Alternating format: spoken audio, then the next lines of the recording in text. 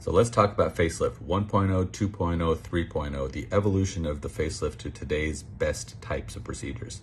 So facelift 1.0 is what most people think of as a bad facelift.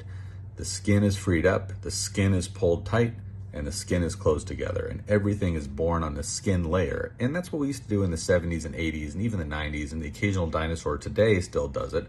And it just because it kind of makes sense. When you go like this on your skin, everything looks better. And so you feel like, well, surgically, we should be able to do that same thing.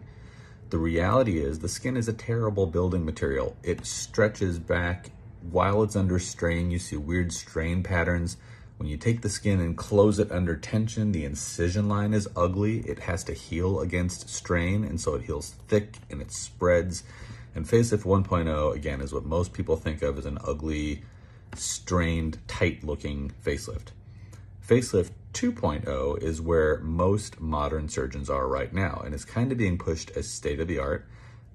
We say we free up the skin and then do the muscle tightening. So bear all the tension on the muscles, lift with the muscle layer, and then once the muscle has been lifted, there's excess skin, it's overlapped, trim that with no tension so that there's no stretch on the incision line at all, and it doesn't look as strained on the surface, and it's a more natural way to lift the face because we're lifting the muscle layer.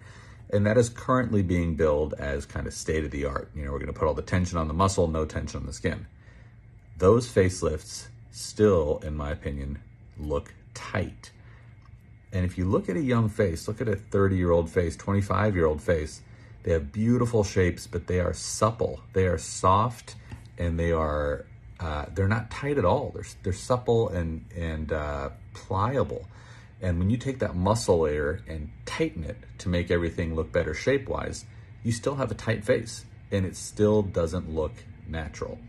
So facelift 3.0 is not only no skin tension, it's also no muscle tension. There's no tension anywhere.